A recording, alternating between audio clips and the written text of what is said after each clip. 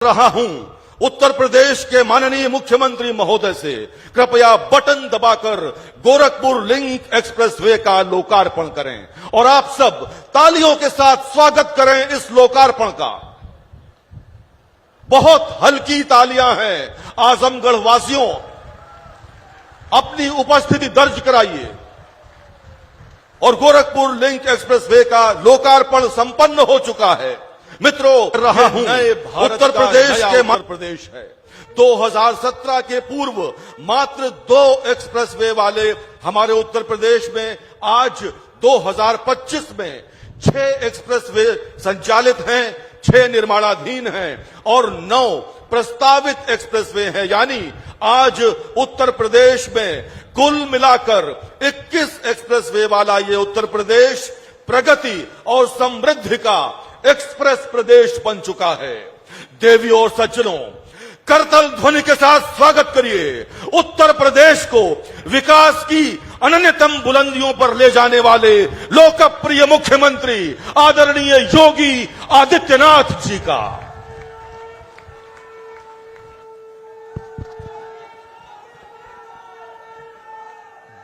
भारत माता की, भारत माता की, भारत माता की। वंदे वंदे वंदे।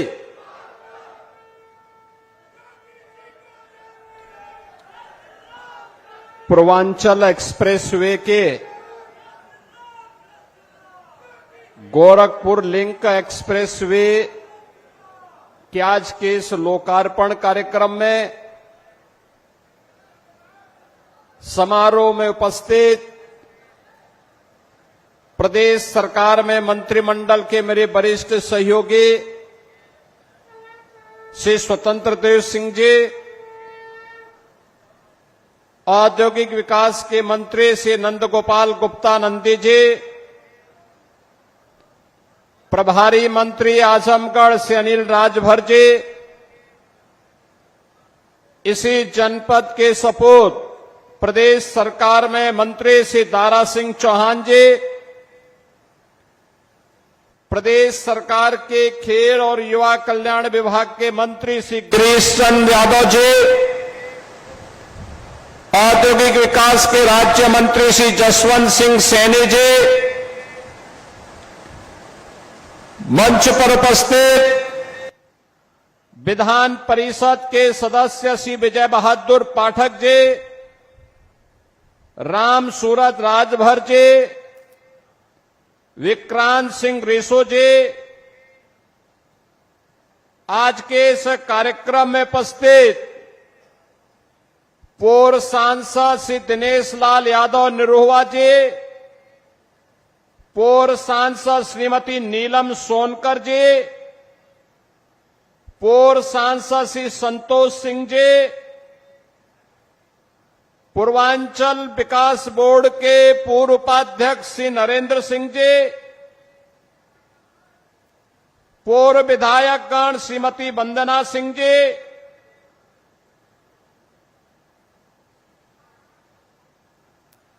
मंच पर उपस्थित उत्तर प्रदेश शासन के मुख्य सचिव श्री मनोज कुमार सिंह जी, सलाहकार श्री अवनीश अवस्थी जी, आज के इस कार्यक्रम में विशेष रूप से उपस्थित भारतीय जनता पार्टी के जिलाध्यक्ष श्री ध्रुव कुमार सिंह जी, जिलाध्यक्ष लालगंज विनोद राजभर जी, जिलाध्यक्ष अंबेडकर नगर श्री त्र्यंबक त्रिपाठी जी, आज के इस कार्यक्रम में उपस्थित श्री अरविंद जायसवाल जी, कृष्ण मुरारी विश्वकर्मा जी, अखिलेश मिश्रा जी, सत्येंद्र राय जी, मनोज यादव जी, कार्यक्रम में उपस्थित भारतीय जनता पार्टी के हमारे सभी पदाधिकारीगण और आजमगढ़ के कोने कोने से उपस्थित आजमगढ़ के सभी मेरे उपस्थित बहनों और भाइयों, आजमगढ़ को पूर्वी उत्तर प्रदेश के गोरखपुर से आजमगढ़ की अंबेडकर नगर और संत कबीर नगर की इस बेहतरीन वर्ल्ड क्लास कनेक्टिविटी का उपहार आज आपको प्राप्त हो रहा है। इसके लिए मैं आप सभी को बधाई देते हुए आपका मैं अभिनंदन करता हूं, स्वागत करता हूं। बहनों और भाइयों, देश के यशस्वी प्रधानमंत्री मोदी जी ने देशवासियों के सामने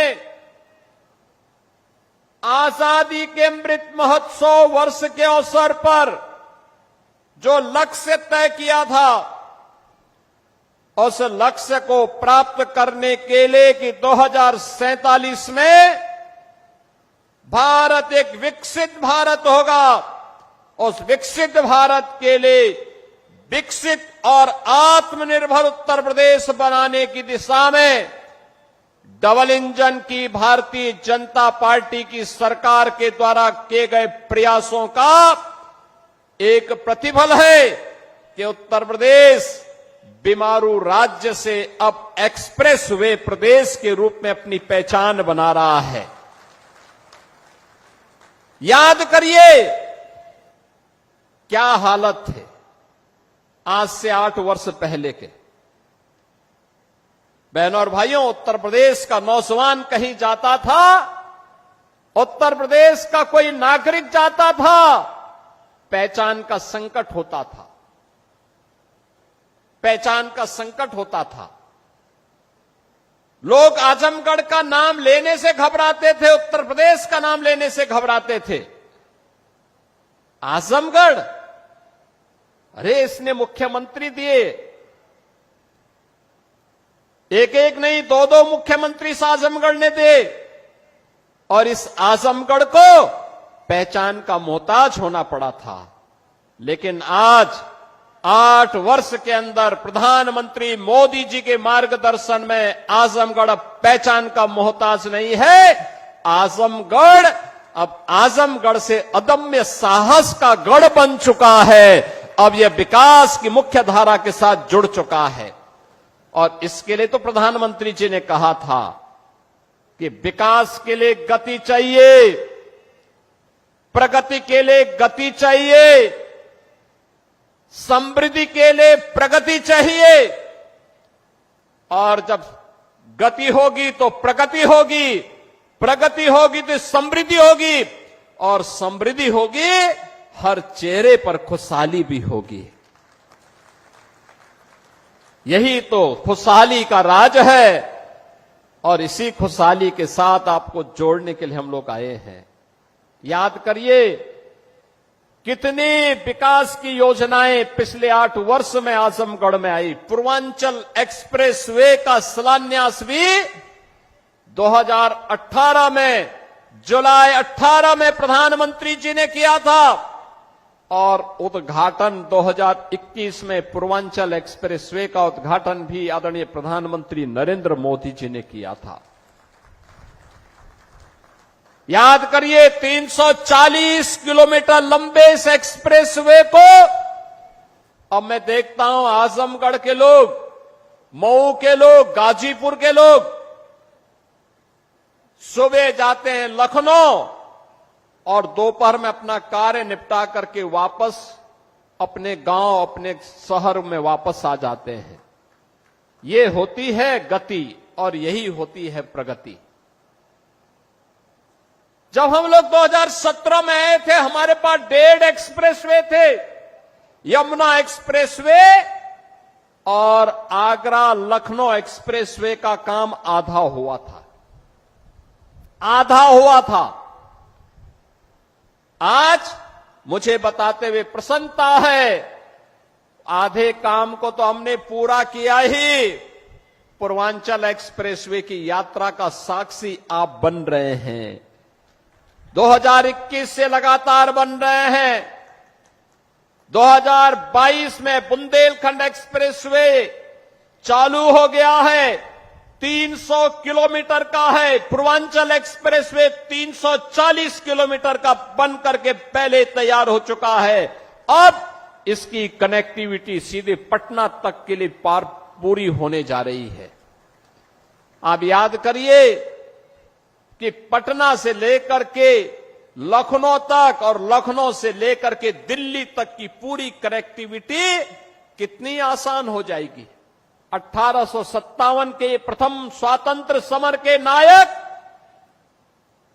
वीर कुंवर सिंह ने जब अंग्रेजों को पछाड़ने के लिए आजमगढ़ तक अंग्रेजों का मुकाबला किया था, तब कनेक्टिविटी नहीं थी। अगर उस समय एक पूर्वांचल एक्सप्रेसवे होता तो आजमगढ़ के लोग वीर कुंवर सिंह के साथ मिलकर के अंग्रेजों को मार मार करके खदेड़े होते और फिर यह देश 1857 में ही स्वाधीन हो गया होता।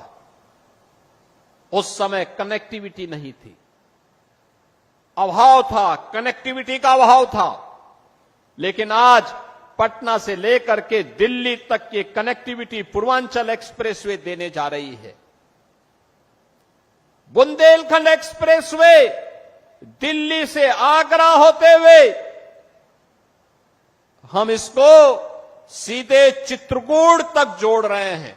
300 किलोमीटर का एक्सप्रेसवे बन चुका है, यातायात फराटा भर रहा है और आज 91 किलोमीटर का यह एक्सप्रेसवे, 91 किलोमीटर का यह एक्सप्रेसवे आजमगढ़ से गोरखपुर की कनेक्टिविटी को पूरा करने जा रहा है। बीच में अंबेडकर नगर जनपद और संत कबीर नगर जनपद भी इसका लाभ प्राप्त करेगा।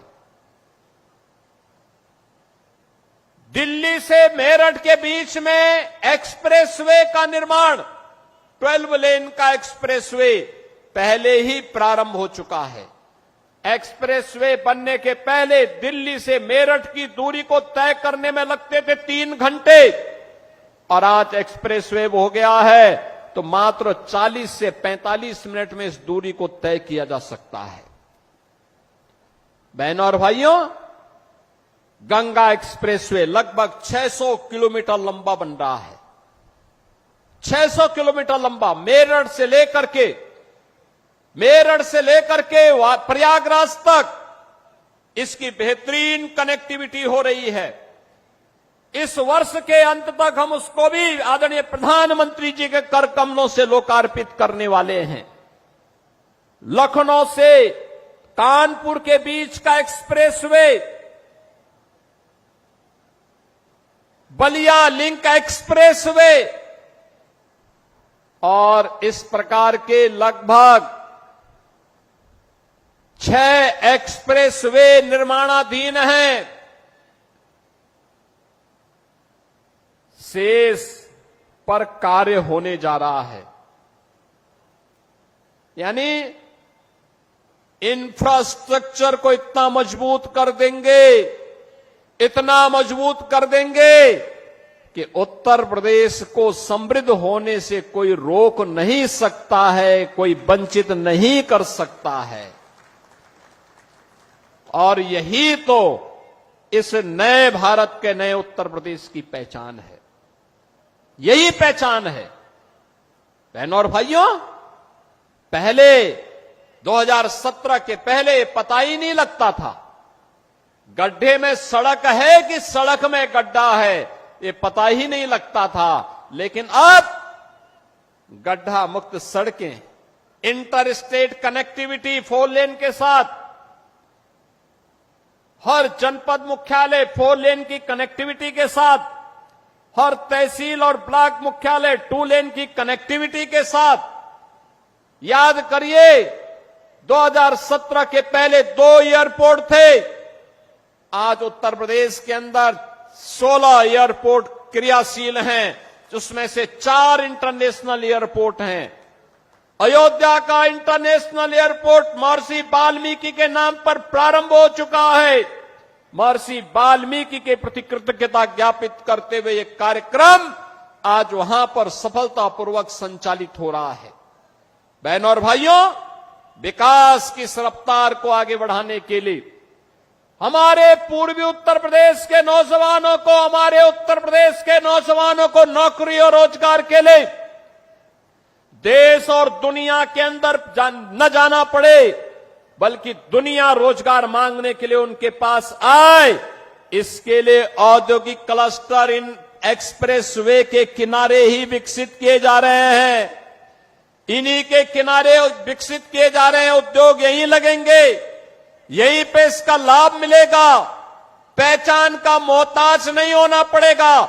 हमारे यहां के नौजवानों को उसी के गांव और उसी के क्षेत्र में नौकरी भी मिलेगी, रोजगार भी मिलेगा और आने वाली पीढ़ी को खुशहाल बनाने में और प्रधानमंत्री मोदी जी के संकल्प के अनुसार विकसित भारत के सपने को साकार करने का जो लक्ष्य उन्होंने हमें दिया है, उस लक्ष्य को प्राप्त करने में उत्तर प्रदेश अपनी भूमिका का निर्वहन करेगा।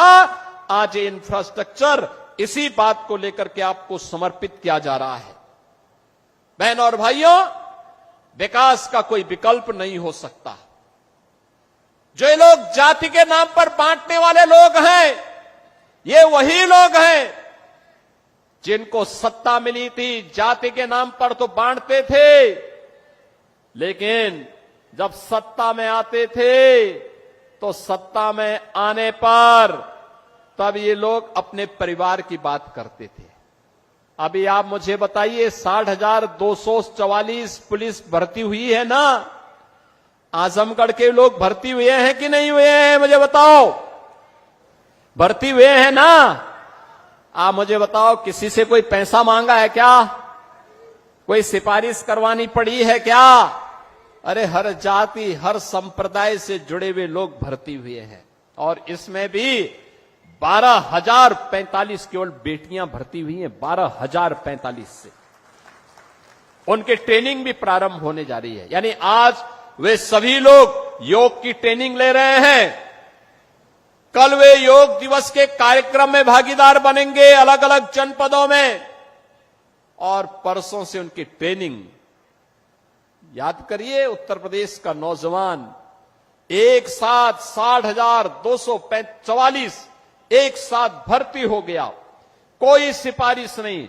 2017 के पहले हुआ होता तो चाचा और भतीजा झोला लेकर के वसूली के लिए निकल गए होते। यानी वहां पर भी भेद होता था। पैसा लेकर के किसी की भर्ती नहीं होती थी, उसके बगैर तो होती ही नहीं थी। लेकिन अब कोई भेदभाव नहीं। अब तो सबको अवसर मिल रहा है। सबका साथ और सबके विकास का यही भाव है।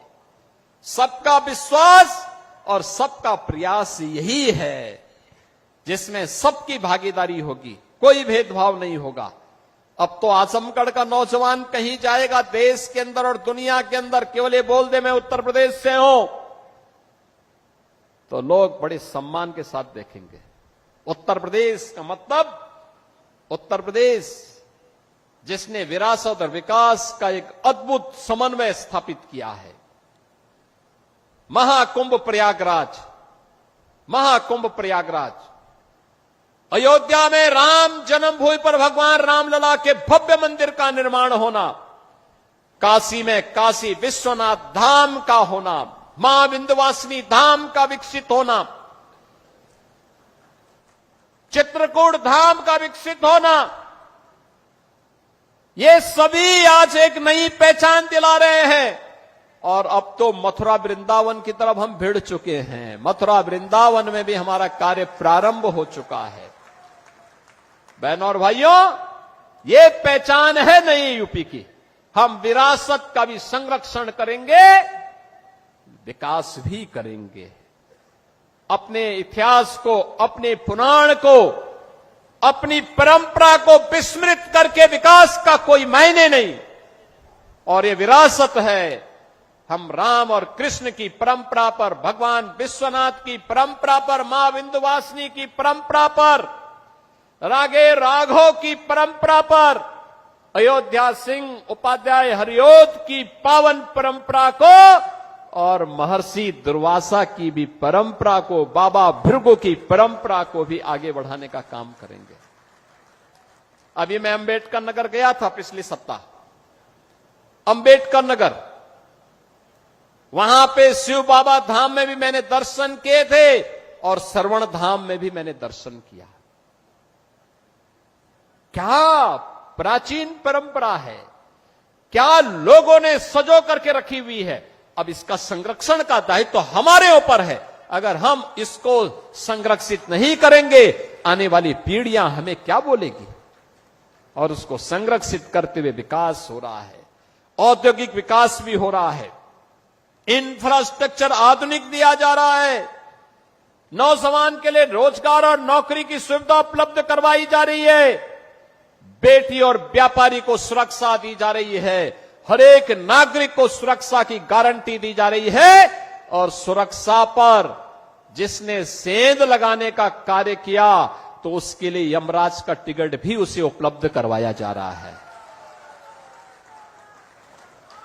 बहनों और भाइयों, यह आवश्यक है कि जो दूसरों के सुरक्षा के लिए खतरा बने, उसके लिए पहले से ही एक टिकट रिजर्व करवा दो,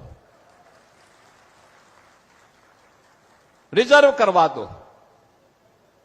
और बहनों और भाइयों, यही कहने के लिए आज मैं आपके पास आया हूं, आपसे कहने के लिए विकास की रफ्तार थमेगी नहीं, अनवरत आगे बढ़ेगी, क्योंकि यही विकास विकसित भारत का आधार बनेगा। आत्मनिर्भर उत्तर प्रदेश और आत्मनिर्भर भारत का आधार बनेगा।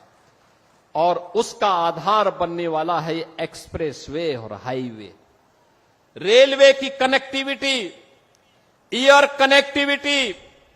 महाराज सुहेलदेव के नाम पर आजमगढ़ में आज विश्वविद्यालय बन गया है और साथ साथ यहां के मेडिकल कॉलेज में नर्सिंग कॉलेज का भी निर्माण हो चुका है। बहनों और भाइयों, ये एक नई पहचान दिला रहा है आप सबको। और इस पहचान के लिए आज हम सब आपके पास आए, आपसे कहने के लिए। इन्होंने अपने परिवार की चिंता की, अपनी जाति की भी चिंता नहीं की, केवल परिवार की चिंता की। किसी गैर सिपाही वासी को यहां से सांसद बना करके भेजने का काम किया था तो भारतीय जनता पार्टी ने ही किया था, भारतीय जनता पार्टी की सरकार ने किया। देखो, निरुआ सांसद बना, नीलम सोनकर सांसद बनी, तो विकास आजमगढ़ में द्रुत गति से आगे बढ़ा। मुझे बताओ, आपने मुख्यमंत्री को यहां से चुनाव जिता के भेजा था, वो विश्वविद्यालय नहीं दे पाए, पूर्वांचल एक्सप्रेसवे नहीं दे पाए। कितना बेवकूफ बनाया था पूर्वांचल एक्सप्रेसवे के नाम पर। 340 किलोमीटर का लंबा एक्सप्रेसवे शिलान्यास कर दिया, अलाइनमेंट भी नहीं पता, और जमीन एक भी इंच नहीं खरीदी। जब 6 महीने के बाद 17 में मैं आया, मैंने कहा भी क्या हुआ, क्या प्रोग्रेस है? कहा साहब जीरो। मैंने कहा क्यों जीरो है? कहा साहब जमीन ही नहीं तो एक्सप्रेसवे बनेगा कहां पे? मैंने कहा फिर ये टेंडर कैसे हो गए? टेंडर कर दिए गए थे 15,200 करोड़ के। एक्सप्रेसवे की चौड़ाई थी मात्र 110 मीटर। मैंने तब उस समय के जो नए सीओ बनाए गए थे यूपीडा के सिवनीश अवस्थी जी से कहा, मैंने कहा अवस्थी जी एक काम करिए, यह 110 नहीं अब 120 मीटर चौड़ा होना चाहिए। बाई चांस हमें इस एक्सप्रेसवे के साथ जब हम high speed, semi high speed train का संचालन भी करेंगे तो उसके लिए हमें जमीन चाहिए होगी, तो एक साथ हम उसके साथ एक्सप्रेसवे के साथ उसको भी दौड़ा सकें। जमीन खरीदिए, इसको पुराने टेंडर को कैंसिल करिए और फिर इस कार्य को आगे बढ़ाइए। आप सोचिए, वे 110 मीटर चौड़ा 2016 में 15,200 करोड़ रुपए में बना रहे थे। एक भी जमीन नहीं खरीदे, काम प्रारंभ ही नहीं वो कर पाए। टेंडर आवंटित कर दिए। हम लोग आए, हमने कैंसिल किया, जमीन खरीदना प्रारंभ किया और जमीन खरीदने के बाद जब हम लोगों ने टेंडर किए तो बहनों और भाइयों वही एक्सप्रेसवे 11,800 करोड़ रुपए में बना करके हमने समर्पित कर दिया आपको। ये 3,000 4,000 करोड़ रुपए की जो डकैती डाल रही थे, कौन डाल रहे थे?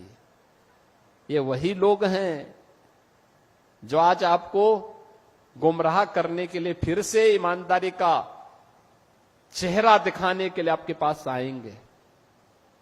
तब तो इन्होंने पूर्वांचल एक्सप्रेसवे नहीं बनाया, महाराज सोहेलदेव के नाम पे विश्वविद्यालय नहीं बनाया,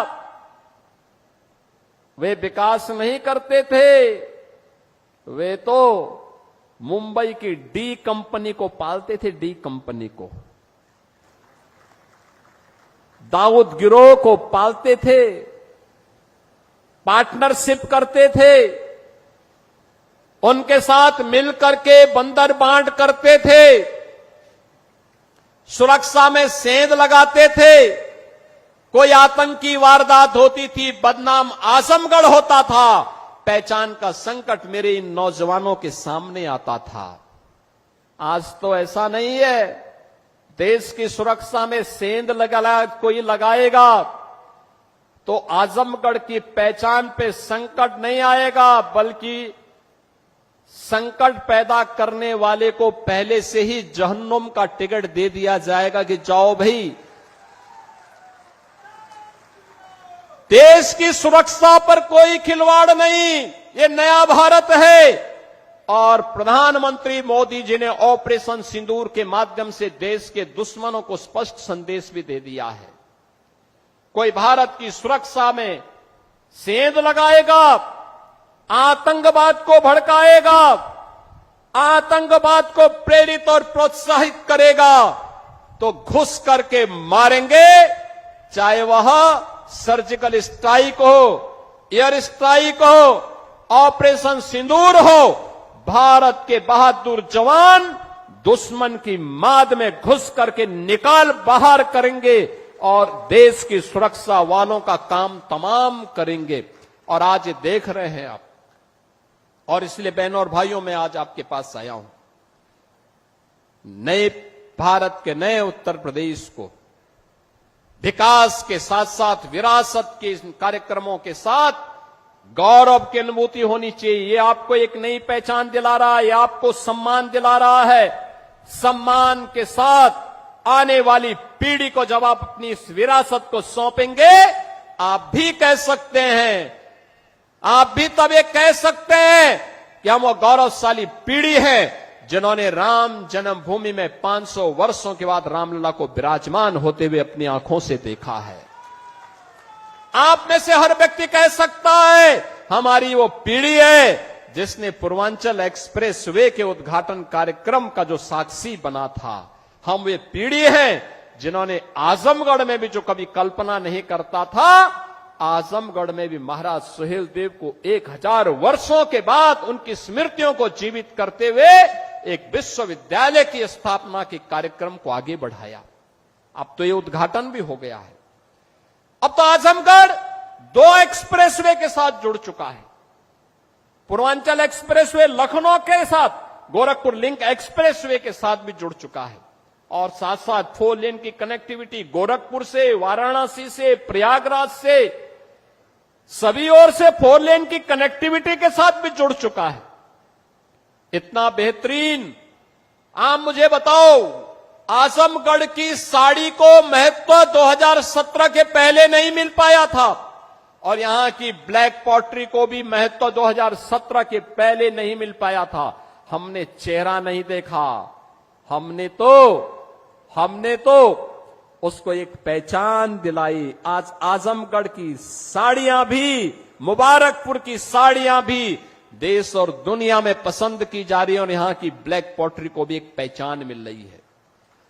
आपने एक कलाकार को आजमगढ़ ने देश की संसद में भेजा और जैसे दिनेश लाल यादव, निरुवा जी जैसे सांसद बने, हमने हरिहरपुर में एक संगीत महाविद्यालय भी स्वीकृत कर दिया।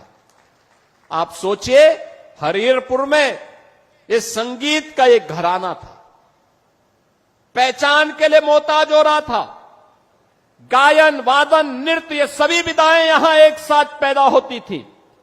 लेकिन जिन्होंने आतंक का गढ़ आजमगढ़ को बनाया था, वे लोग इन्हें ढूंढ नहीं पाए।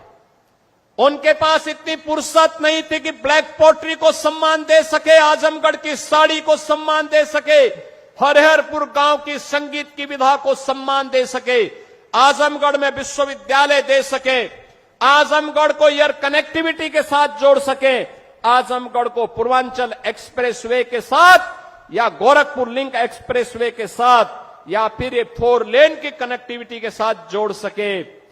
जब फुर्सत होगी तब तो कोई जोड़ेगा। उनके पास तो फुर्सत ही नहीं थी।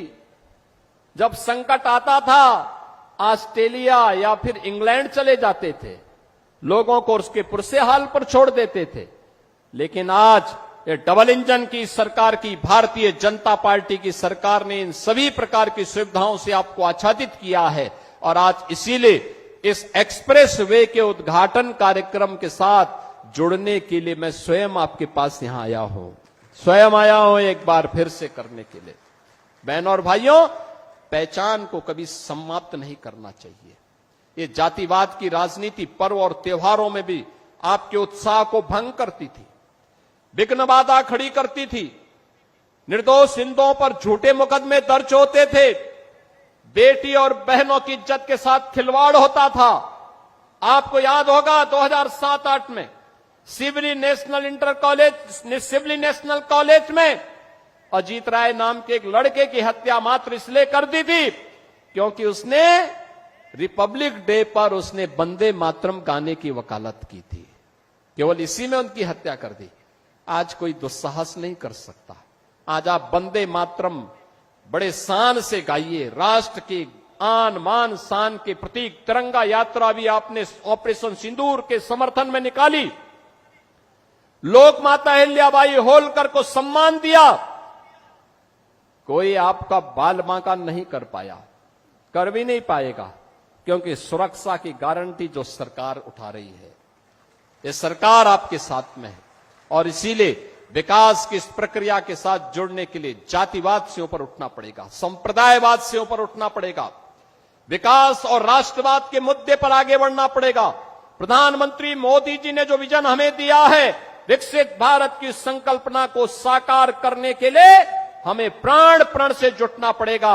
इन्हीं सब बातों के साथ आज पूर्वांचल एक्सप्रेसवे के इस गोरखपुर लिंक एक्सप्रेसवे के लोकार्पण के अवसर पर आजमगढ़, अंबेडकर नगर, संत कबीर नगर और गोरखपुर के सभी जनता जनार्दन के प्रति मैं हृदय से बधाई देता हूं, अपनी शुभकामनाएं देता हूं, धन्यवाद देता हूं यूपीडा और औद्योगिक विकास को। उन्होंने समय सीमा के अंदर इन कार्यक्रमों को आगे बढ़ा करके, ये कार्यक्रम बहुत कठिन था, चैलेंजिंग था इस क्षेत्र में लिंक एक्सप्रेसवे बनाना, लेकिन अब ये आसान किया उन्होंने। काम आसान हुआ, कार्य हुआ और आज उसके लोकार्पण के साथ आपसे जुड़ने का अवसर प्राप्त हुआ। आप सबको बहुत बहुत बधाई, हमारी शुभकामनाएं, धन्यवाद। जय हिंद, जय जय श्री राम, जय जय श्री राम।